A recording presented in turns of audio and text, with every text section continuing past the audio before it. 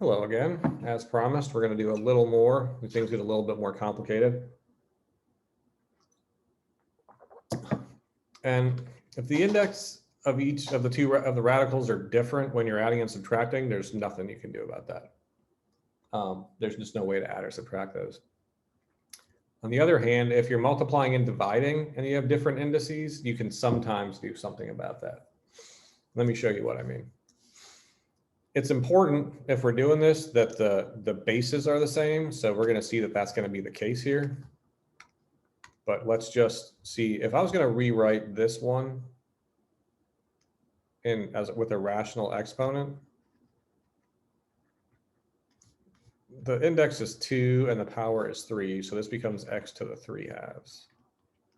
Right? The index becomes the denominator of the fraction and the power becomes a numerator. If I was going to rewrite this one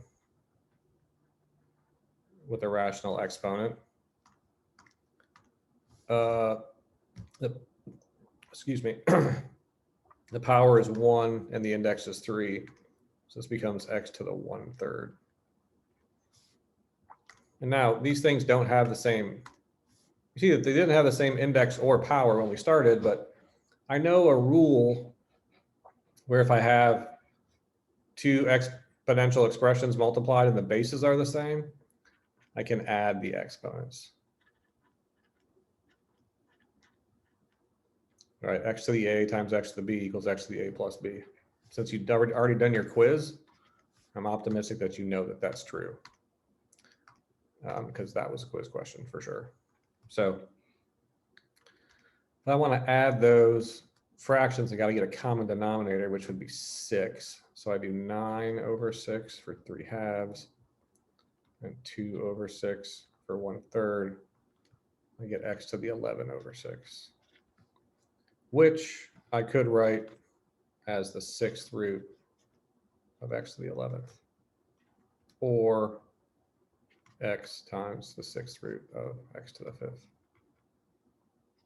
So like generally, if I give it to you in radical form, I'm going to be like, combine these things and then write your answer in radical form. So like this is a good answer. This is a kind of a better answer, but either one of these would probably be okay. We'll talk a little later about whether or not it's important that you guys know how to do that. So like I said, it's a little more complicated, but I write you some steps. How to simplify products or quotients with differing indices. So that's what this was, a product where the index here was 2 and the index here was 3. So convert everything to exponential notation. That's what this step was, where I went from the roots, the radical symbols, to just the exponents with fractions. That's step 1. And then you got to check at that point and see if the bases are the same. If the bases are the same, then you either subtract the exponents or add the exponents, depending on what the question is about, multiplication or division. In this case, it was a multiplication question, so I added them. And then convert back to radical notation, if possible, simplify. So that's what this last step was. So if I was looking at those steps and trying to number them, getting right here would be step 1, changing everything from radicals to exponents. Right here would be step 2, where you add, in this case, but you might subtract if it was division, the exponents from each other.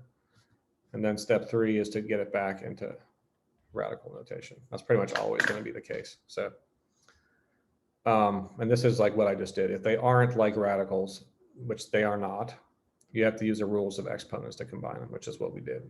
This is where we used the rule, right? We went from multiplying to adding. And so we can make these about as hard as you want, but they get a little bit trickier as I can make them pretty tricky. This one's not that hard, as an example. These are not like radicals, but I'm multiplying, so I'm going to try and simplify it by using the rules. So the cube root of 2 is 2 to the 1/3. The square root of 2 is 2 to the 1/2. So now I check my bases are the same, which is good. It means I can add the exponents.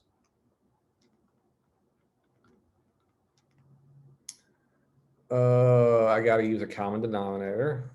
So that's 3/6. Nope, 2/6 plus 3/6. 2/6 plus 3/6.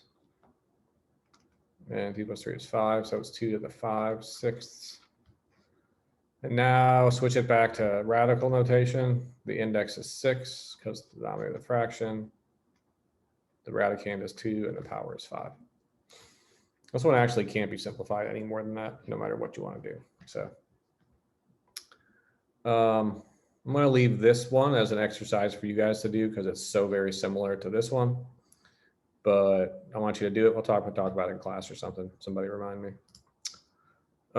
This one's a little trickier because you have to use an extra rule in it. It looks a lot like the bases aren't going to be the same. But if you remember your powers of 2, you can do this one.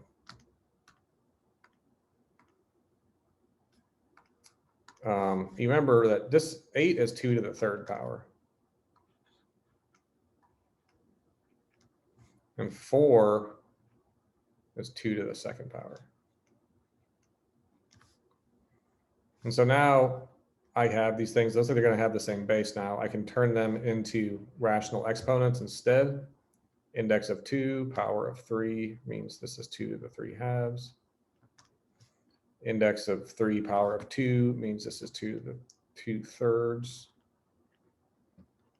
Probably going to use 6s again as my denominator. So I get 9/6 plus 4/6. 2 to the 13/6. And then the root is 6 and the power is 13. And this equals 2 squared times the 6th root of 2, also known as 4 times the 6th root of 2. And getting from, I want you all to be good on getting to this step for now, and we'll talk about how to get here from there if you're not sure about how to do that. I feel like that could be a little confusing, and it's more a question of simplifying radicals than about doing what we're doing today. So I'm going to leave it for now, but we're going to talk about it for sure. Don't let me forget.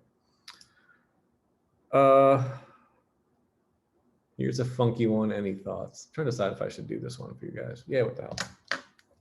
So this one looks a little weird, but it's actually really not any different.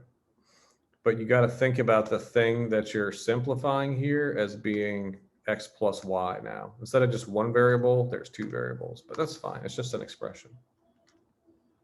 So you could write the power on x plus y is 3, and the index of the radical is 4. So we could do 3/4 on x plus y. And down here, it's just a square root of x plus y, which means index of 2, power of 1. So it's x plus y to the 1/2. And now I have the same base, x plus y, and I'm dividing, which means we subtract exponents. 3/4 minus 1/2. And now I can just do the common denominator trick. I know that 1/2 is 2/4. So 3 minus 2 is 1. So it just becomes 1/4. Then if I rewrite that in radical notation, the index is 4. The power is 1. 4th root of x plus y, and we're done. So these are probably the harder of them because you got to do all this like fractional business in here. But the rules are basically the same as they've always been. It's just it's a way to multiply or divide if the index is different. The index is the same. It's pretty easy.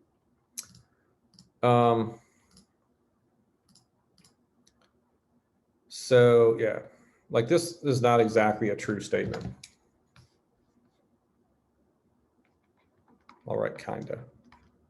Because we just saw, like right here, we did multiply 2 things with different indices. So you can do it with different indexes, but you got to, when you do it, you have to change it into rational exponent form before you do.